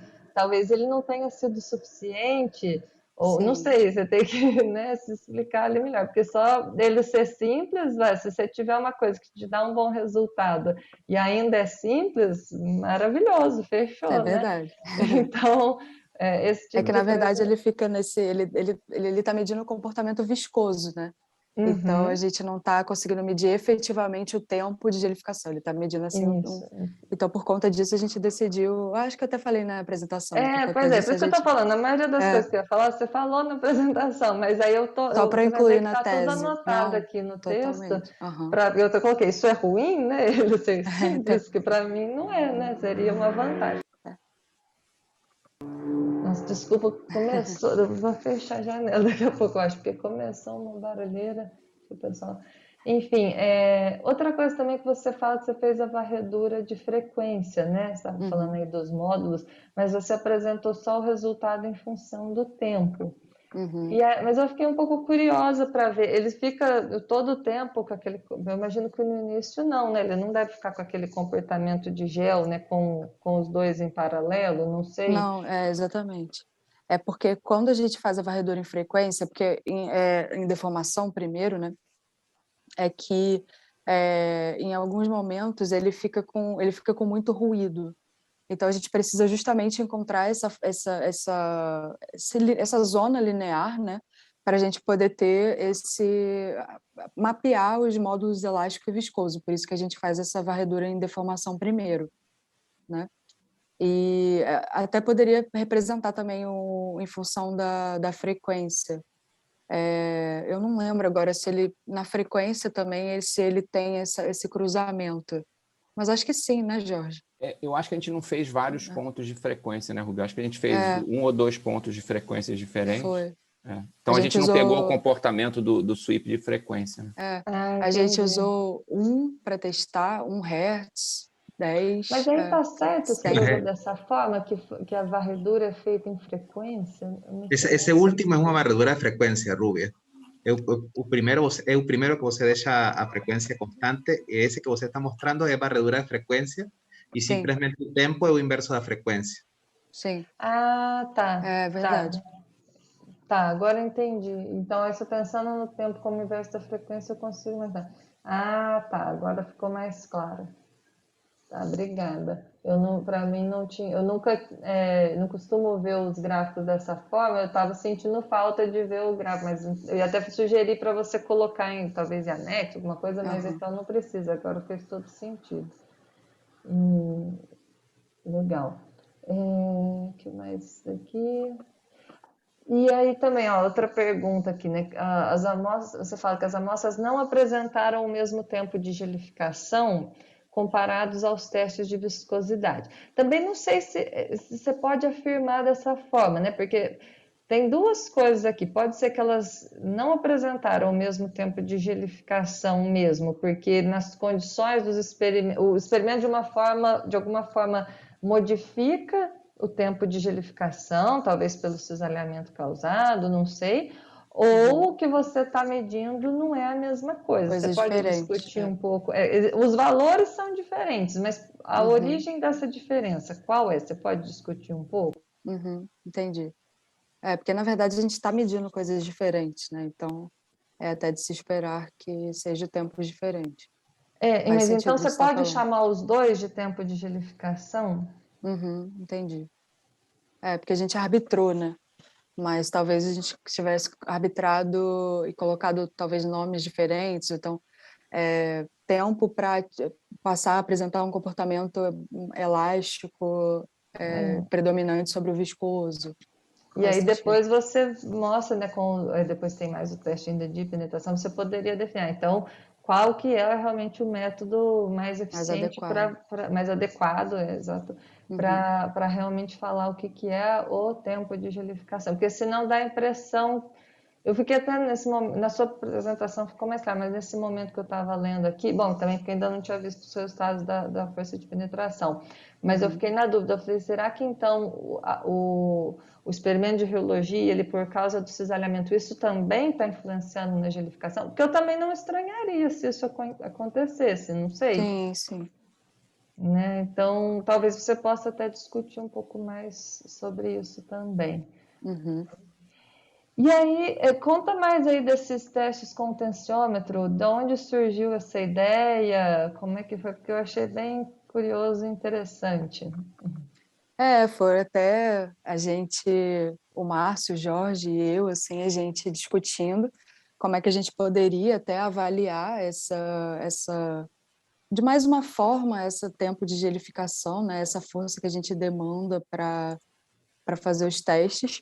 E aí o Jorge até veio com essa ideia da gente fazer esses testes de força no tensiômetro, medindo pela área, né? Porque a gente tendo aqui um percurso de avanço e recuo, a gente consegue pegar essa área e medir quando é que essa força ela está sendo máxima, né? Porque conforme eu falei, quando a gente entra com a plaquinha na amostra, e aí ela espera 30 segundos, e aí deu tempo do gel se reestruturar. Na hora que a gente vai tirar, ele também demanda essa força. E a gente consegue perceber claramente que depois que o gel ele é totalmente formado, a gente forma esse vão e a força volta a ser mínima de novo, né? Essa área volta a ser mínima de novo. Então Porque é foi um muito comportamento interessante. sólido mesmo, né? Um comportamento sólido mesmo, exatamente. Então, nesse teste foi bom para a gente conseguir comprovar até que a gente conseguiu atingir esse comportamento sólido e, assim, em todos eles, para todas as concentrações de silicato, ele tem esse mesmo comportamento. E vocês já E deram uma olhada se alguém já tinha feito algo não parecido? tinha feito. Deixa eu só complementar uma coisa, Ana e Rubem, assim, porque a maior motivação da gente tentar fazer esse teste, porque a gente gostaria de fazer um teste do processo de gelificação com as cápsulas, né? E isso não daria para ser feito no reômetro, né? Porque as cápsulas eram grandes, que eu não conseguiria colocar a amostra com cápsula no reômetro, esperar a gelificação no reômetro, né? Então a gente começou assim, como é que eu consigo medir isso de uma forma contínua, caracterizar essa gelificação de uma forma contínua que não seja no reômetro? Entendeu? Aí que foi até o Jorge que teve essa ideia, vamos tentar medir essa força de penetração, porque assim, é uma das medidas de você, né, se o material gelificou ou não. Aí o que o Jorge falou, a gente tem um tensiômetro que mede força de coisas entrando, né? E aí que teve essa ideia de usar o tensiômetro, entendeu? Porque no teste de viscosidade, a camada que a gente coloca de amostra é muito pequena. Então, quando a cápsula incha, a gente acaba até interferindo muito no resultado, porque a gente está provocando ali até uma quebra mais rápida, porque ela não ia conseguir inchar tanto, ela ia quebrar muito rápido, né? Então, no teste de Entendi. força de penetração, a gente ia conseguir mapear isso melhor. Eu acho que isso é uma coisa que ainda não for muito, não tiver sido descrita, se tiver oportunidade, eu acho que vocês poderiam até valorizar mais isso daí, porque pode ser interessante. Muita gente depois pode usar essa mesma ideia, né? E vai com certeza citar aí o trabalho de vocês. E eu sei que não era um objetivo lá inicial, mas ninguém precisa saber disso. Você pode colocar como um objetivo específico, encontrar uma. Na verdade era, né? Como o Márcio falou, encontrar uma forma, uma alternativa para fazer essas caracterizações, além da reologia, para sistemas em que isso não é possível. E vocês verificaram que bate com o oscilatório. Então, Sim. é uma proposta interessante. Eu acho que vale a pena você ressaltar isso. E aí, já indo para a parte aqui final, né, do todo o resto que você vai entender o que eu escrevi, não tenho por que ficar falando muito. Aí eu acho assim, de novo, como para mim o estado da arte não tinha ficado claro, né, que não existia nada disso. Eu terminei aqui sem saber muito bem o que era a novidade do seu trabalho. Como também o objetivo ficou ali meio perdido, assim, a hora que eu vou ler as conclusões, eu achei que ela não fez jus ao seu trabalho. Por exemplo, esse primeiro parágrafo aqui, para mim você está repetindo, para mim ele é totalmente desnecessário, é coisa que você já disse. E, sabe, eu acho que você tem muita coisa a dizer, e aí você repetiu aqui, né, praticamente. Então, acho que você podia falar, assim, dos seus objetivos mesmo. Eu sei que essa parte, dá para perceber, assim, que essa parte das cápsulas E depois você até deixa claro, né, as próximas etapas. Talvez você queria ter tido mais tempo, e a pandemia com certeza atrapalha nisso, né, para testar isso melhor, mas você já tem resultados indicativos de que se isso funciona ou não. Então, começar a sua conclusão ali, acho que seria, na verdade, com o que você fala lá no finalzinho, né, que você propõe que elas podem ser usadas para retardar a formação do gel a partir da solução e tal. E aí depois você vai discutindo o que precisa melhorar, o que não deu certo, o como que as coisas aconteceram, mas eu acho que a conclusão você pode reescrever ali, que você vai ficar mais interessante o seu trabalho, sabe? Eu sei, é que quando geralmente passa um tempo a escrever, na hora que chega nas conclusões já está cansado, né? E aí faz quase que um resumo ao invés de fazer uma conclusão, mas você com certeza vai valorizar muito mais seu trabalho. E essa parte, eu também não sei se é necessário ter uma sessão chamada Sugestões e Próximos Passos, mas se não for necessário, eu particularmente preferiria ter visto essas discussões aqui ao longo da discussão. Você já ir falando, mais ou menos igual você fez aqui, falando o que foi a conclusão de cada etapa e o que ficou falho, o que precisa ainda ser feito. Não tá porque tem alguns trabalhos que às vezes finaliza ali com perspectivas e tal. Para mim não está com muita cara disso, está mais com cara da discussão mesmo. Mas enfim, tudo isso que eu te disse aqui são sugestões que eu acho que seria para melhorar o seu texto, mas é tudo opcional também. Eu vou te enviar depois por e-mail. Você pode discutir com seus orientadores o que vocês acham válido ou não dessas minhas contribuições. Mas parabéns aí pelo trabalho, tanto para você, Rúbia, quanto pelos orientadores. Mas acho que é um ótimo trabalho. As ideias aqui são realmente só para melhorar. Porque eu gostei bastante de ter participado, de ter lido. Para mim poderia até ser um trabalho do departamento de química também, de tão interdisciplinar que ele né? E isso é super importante, a gente passar, romper essas fronteiras assim para conseguir trazer aplicações realmente úteis, né? Então, parabéns aí para todos vocês e obrigada pelo convite. Tá ótimo, Ana. Agradeço muito pelas suas sugestões e comentários. Com certeza foram muito construtivas aí para o trabalho. Obrigada. Tá. Muito obrigado, Ana. Eu anotei todos os seus comentários. Vai valorizar bastante o trabalho, principalmente quando a gente for escrever o artigo final. Acho que os seus comentários vão ser bastante importantes. Obrigado, Ana. Que seja a primeira de muitas. Com certeza. Uhum. Passar a palavra ao professor Luiz Fernando, agradecendo ele também a participação em mais uma banca. O Lu não é a primeira, eu alugo ele um bocado. Então, agradecendo aí, Luiz Fernando, pela sua participação. Eu que agradeço. Sempre um prazer participar das bancas suas. Essa ideia é muito legal, cara, né? Fico pensando, parece até aquela história do raio laser, né? Que é uma ideia em busca de aplicações, né? Lá quando inventaram nos anos 60, esse negócio de cápsula, né? Não tem fim isso, né? Cada um vai pensar numa ideia nova de como usar isso, e eu acho que vocês estão no caminho certo e na frente, né? Imagino, não conheço a literatura, mas eu acho que na frente de todo mundo, né? Pô, muito legal o seu trabalho, a tua apresentação foi ótima, super segura. Agora as tuas respostas aí para a Ana também foram muito boas. Vou fazer alguns comentários aqui sobre... foi bom ler o teu trabalho do Cobain antes, né? Porque eu dei uma lida, comecei pelo trabalho, aí facilitou muito a dissertação. O artigo do Cobain, né? Artigo do Cobain que veio junto, né? Aproveitei e já li aquilo. E tem aliás, no artigo depois, não sei se já foi, né? Você chama seção do paper de capítulo. Depois olha lá. Tá, vou dar uma olhada. Não sei se ainda dá para trocar, porque normalmente é seção do artigo, né? Seção 1, seção 2. Aí tem uma coisa que já foi comentado, mas eu não entendi. Eu entendi a aplicação tua quando você está produzindo, né? Você está injetando água e quer aumentar a eficiência lá de varredura e tal. Por que aparece, tanto no paper quanto aqui no texto, uma menção à fase de perfuração do poço. Né? Lá na página 16, você fala...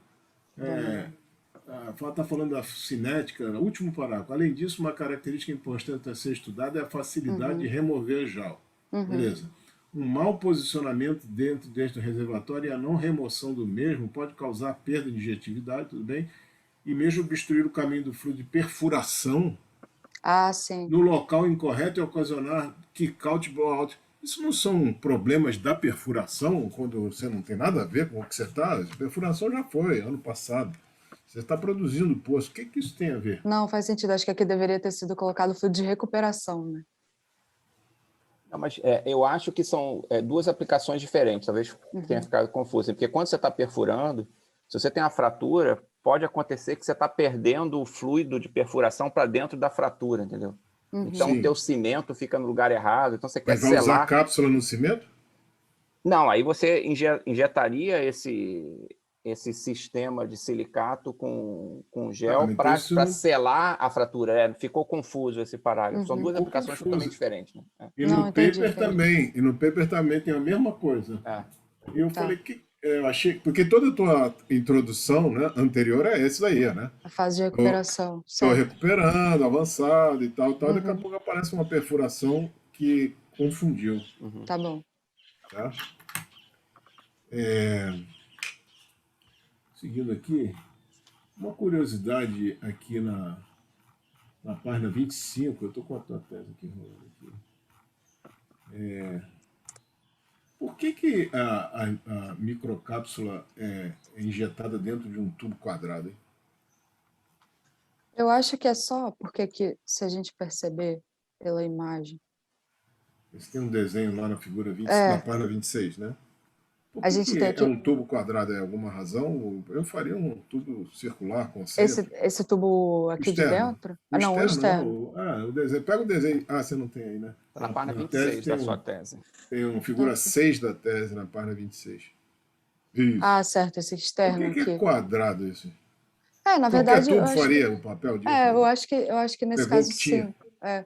Não, na verdade, facilitar o facilitar alinhamento. o alinhamento, exatamente, porque aqui a gente tem que alinhar bem alinhado mesmo esses tubos, esse tubo cônico, o capilar cônico, né, e o capilar redondo, ele tem que ficar bem alinhado para a gente conseguir formar as cápsulas.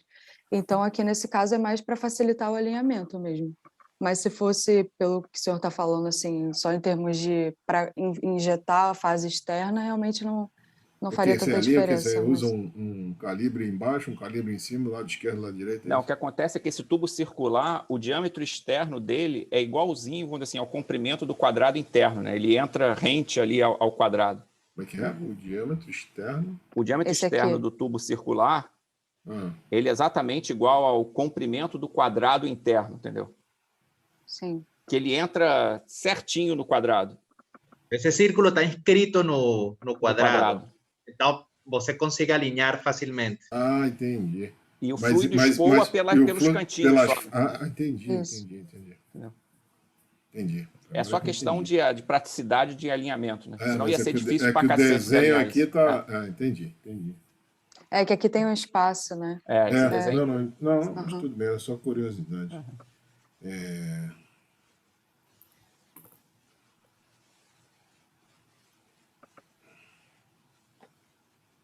Essa ideia de explodir a cápsula com pressão osmótica é uma coisa comum? Ou é uma coisa que vocês desenvolveram? É uma coisa comum. São coisa utilizados os dois modos, né? Ou colocar ela no meio hipotônico para ela inchar e quebrar, ou colocar ela no meio hipertônico para ela soltar o conteúdo através e ficar murchinha, né? Só que a gente percebeu em alguns artigos, na bibliografia, até fazendo experimentos, que ela libera mais conteúdo se a gente explodir ela mesmo, inchando ela. Entendi.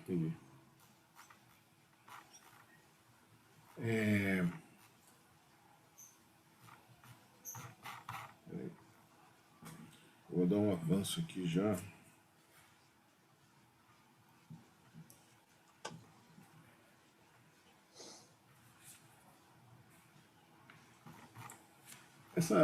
por exemplo, essas figuras têm um comportamento, essas figuras 19, onde tem viscosidade em função do tempo, as diferentes taxas de cisalhamento, ou a 20, por exemplo, a 20.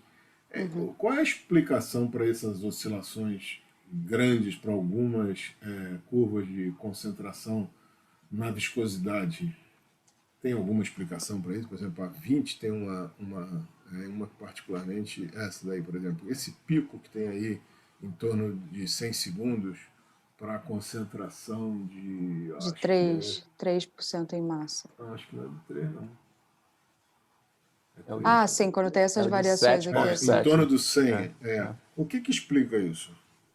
É problema... Bom, às vezes é mesmo alguma medição do próprio reômetro, tem essas oscilações. Se a gente aproximar bem, a gente percebe que todas as medidas são assim, meio em zigue-zague, assim mesmo, né?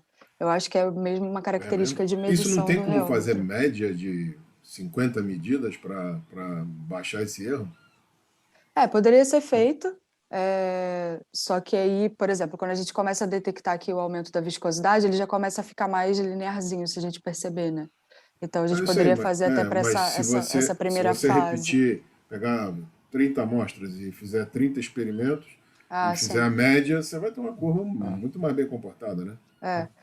Eu acho que isso, não sei, a gente não fez essa conta, Rubi, talvez seja importante fazer, porque a viscosidade é bem baixa, né? Quase a viscosidade da água, isso aí, né? Eu acho que a gente deve É estar da água ali, né? O 0,01, né? A gente deve estar no torque 0,01. mínimo do reômetro, entendeu? A gente deve estar perto da sensibilidade do torque do Sim. transdutor Faz de parte dos torque. artefatos de medida da geometria que você não consegue escapar disso, pelo fato que no início é muito baixa a viscosidade, só que no final você precisava dessa geometria para medir bem, né? Então tem esse compromisso. Eu acho que a gente mas talvez seja Mas se importante você fizer a incluir... média, atenua isso, né? Não vai atenua acontecer isso. no mesmo tempo, né?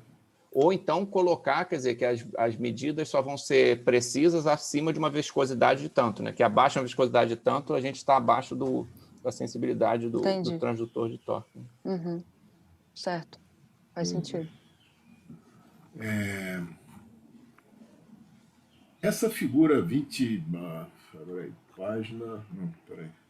Figura 22, na página 39, por que essa concentração em particular é uma concentração especial que a viscosidade vem lá de cima, 3 ordens de grandeza maior que as outras? O que tem de especial nisso aí? Essa concentração de 6,7% em massa de silicato de sódio, ela tem essas particularidades que às vezes acontecem. Se a gente até perceber depois nesse gráfico, ela tem essa particularidade aqui, que ela consegue atingir uma viscosidade máxima, mesmo uma taxa de cisalhamento alta, e também no final ela demanda uma força maior. Então, isso aqui, às vezes, acontece com essa amostra de 6,7% em massa de silicato de sódio. Ela apresenta esse comportamento um pouco mais inesperado, assim. Então, mas a gente não entendeu o que está acontecendo. Mas não tem nenhuma razão para isso. Não.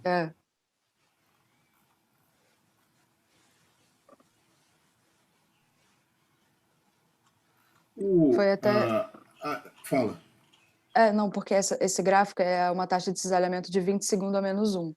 E aí foi até por isso que a gente decidiu continuar os testes seguintes a uma taxa de cisalhamento menor, justamente porque ele começa a apresentar esses comportamentos um pouco inesperados e tudo mais.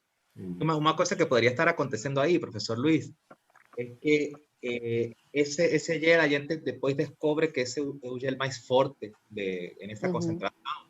Pode ser que no reômetro ele estava gelificando muito rápido, ¿sí? Porque quando você começava a fazer a medida, você começava a quebrar e ele já estava gel, então provavelmente você tinha uma medida completamente diferente das outras. Pode ser. É provável. Na página 40, você começa o último parágrafo. A figura 23 apresenta o tempo de gelificação em função da concentração de solução. Eu acho que não é isso que tem na figura 23, né? Viscosidade, você chama isso de tempo em função da taxa de cisalhamento. Tá. E aí você deu uma explicação agora na apresentação de que esse último, você falou que quanto mais alto, não sei se eu escutei direito, mais alto o gama ponto, mais rápido o gel quebra. Isso.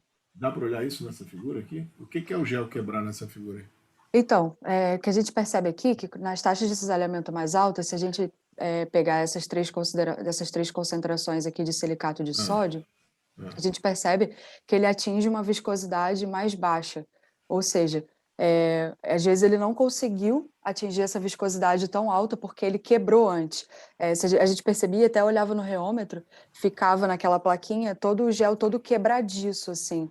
Então a gente, com essa taxa de cisalhamento mais alta, ele quebrou antes dele conseguir atingir essa viscosidade mais alta, né? Então foi dessa forma que a gente documentou que ele não atingia, que ele quebrava mais rápido. Não sei se ficou claro.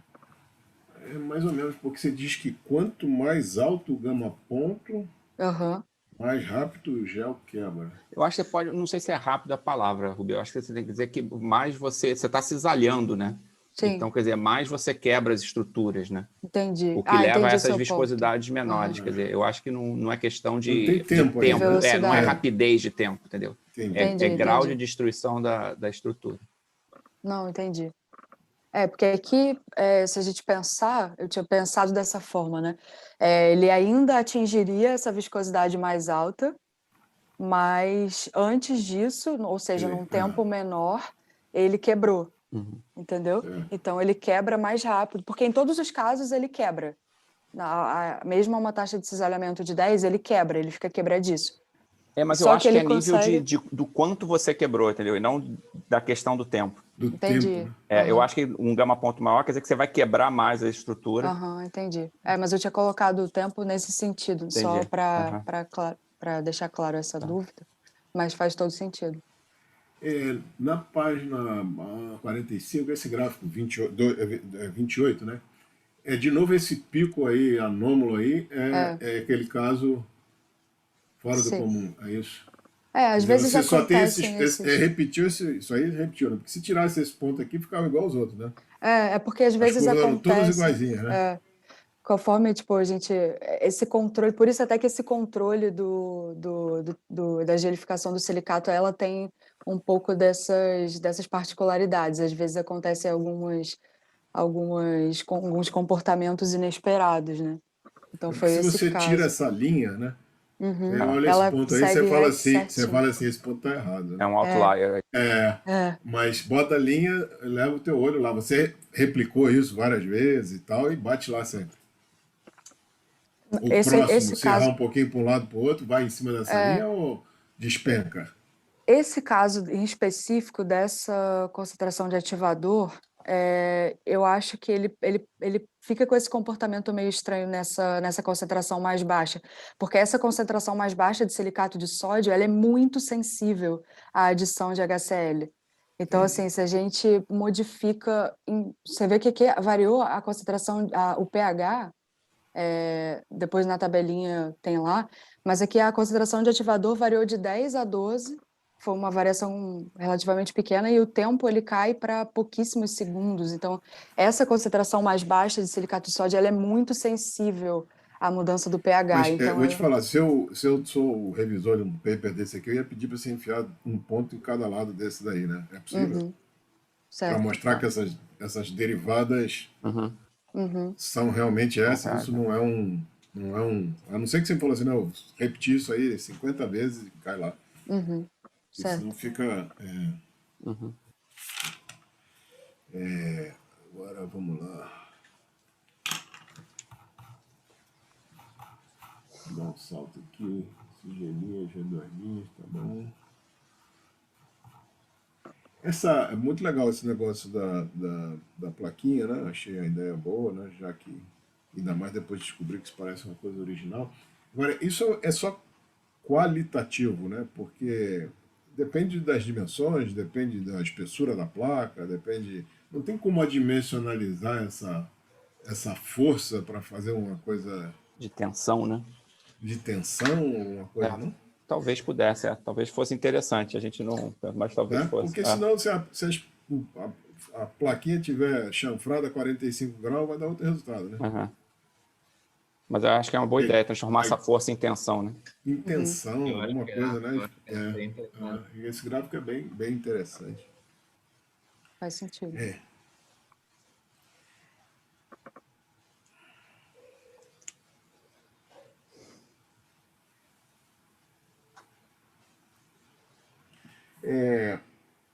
esses tempos que vocês estão trabalhando, tempo de gelificação e tal, eles são compatíveis com o que você esperaria num tempo, no campo, assim? No campo você precisa de quê? De dias para gelificar?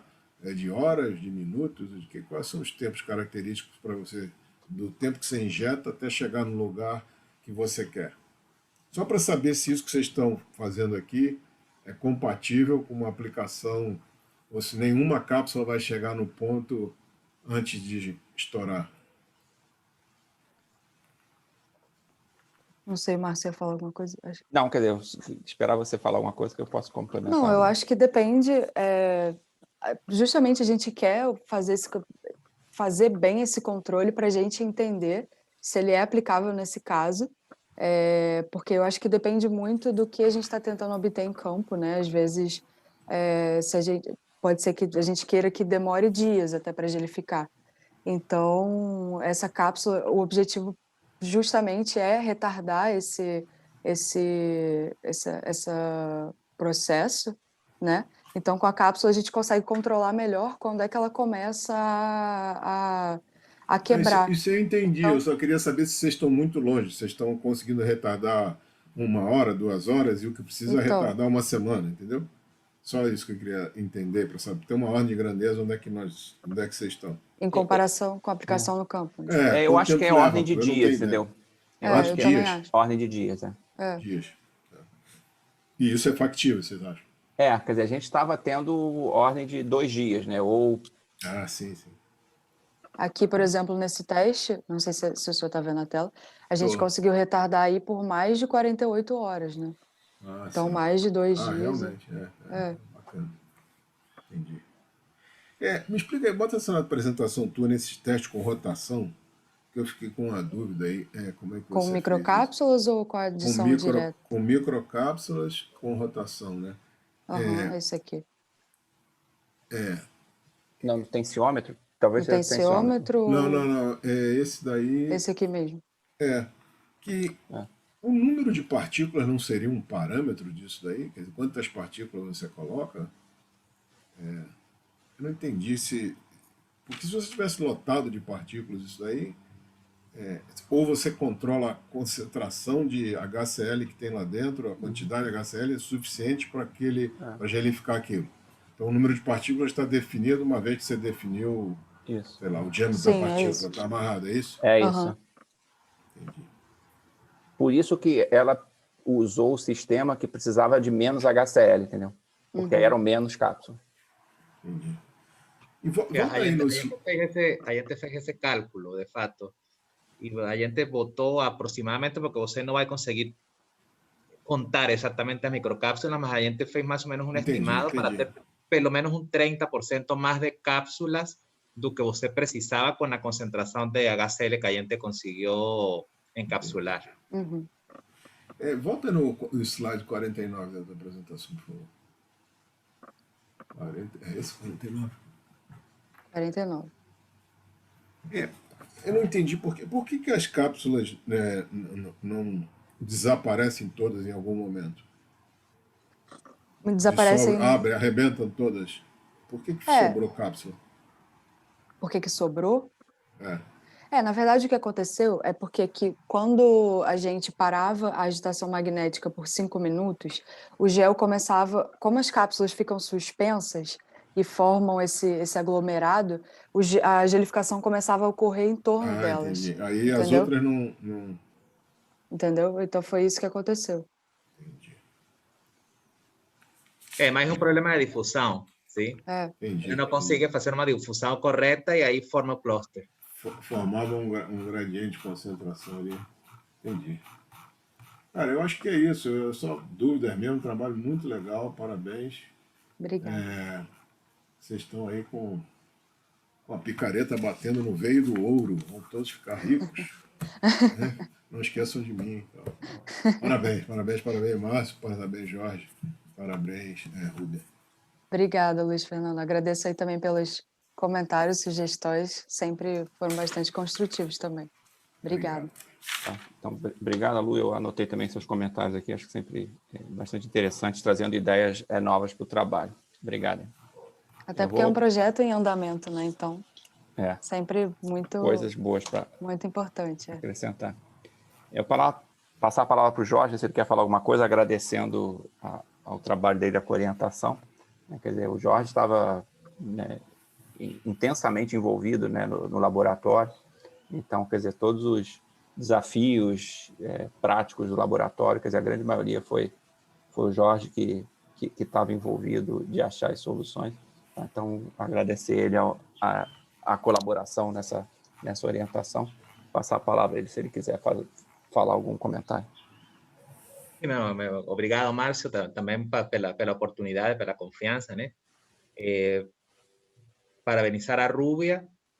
Eu acho que está bem claro que esse trabalho que tinha atrás, trabalhar com Rúbia foi bem interessante, do fato que ela é uma pessoa que sempre quer entender o que está fazendo, né? A professora Ana comentou o negócio da pandemia no meio do caminho, sim?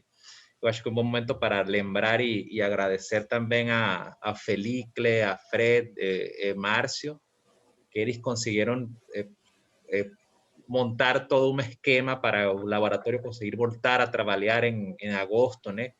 Não foi fácil, foi sempre tem sido digamos,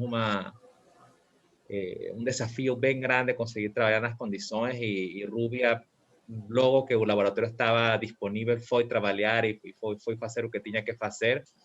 Sempre teve bastante iniciativa para fazer as coisas. Quando conseguia alguma coisa diferente, ela ia perguntar, discutir, tentava trazer alguma informação. Então, eu acho que também a apresentação foi bem clara.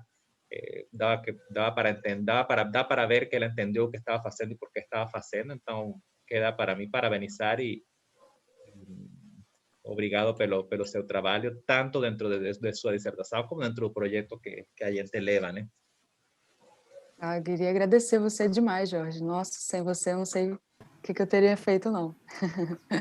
Você foi implacável aí, aprendi muito, agradeço de coração e muito obrigado e parabéns também pela sua dedicação, pelo seu domínio também de todo o conteúdo e tudo mais. Então, muito obrigada de verdade. Obrigado, Rubem. Obrigada. Jorge, também só para complementar, quer dizer, eu acho que valorizar o trabalho da Rúbia, acho que com todos esses trabalhos envolvidos nessa época de pandemia, né, principalmente experimental, é um desafio enorme. Né? Quer dizer, mesmo depois além do laboratório ter ficado fechado durante muito tempo, né, e na reabertura do laboratório, com todos os protocolos, e aí você pode vir só 1, 2 dias, os outros dias você não pode vir porque outra pessoa tem que usar o laboratório, esse rodízio é complicadíssimo. Né, e às vezes no dia que você vem, o experimento dá tudo errado, e aí você quer fazer o experimento, tem que esperar 1 semana para voltar para o laboratório, quer dizer, esse desafio é enorme.